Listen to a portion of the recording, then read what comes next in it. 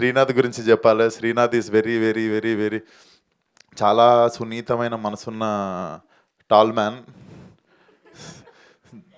Yeah, so మనసు వెన్న, హైటే కొంచెం ఎక్కువ, పక్కన తిరిగా, అందుకే నేను ఎక్కువ. తరుణ్ ఏమో తెచ్చి డైరెక్ట్ పక్కన నిల్చోబెట్టిండు సినిమాలో. So you guys will fall in love with this guy with time and he's అంటే పీక్ ఆఫ్ ప్రొఫెషనలిజం.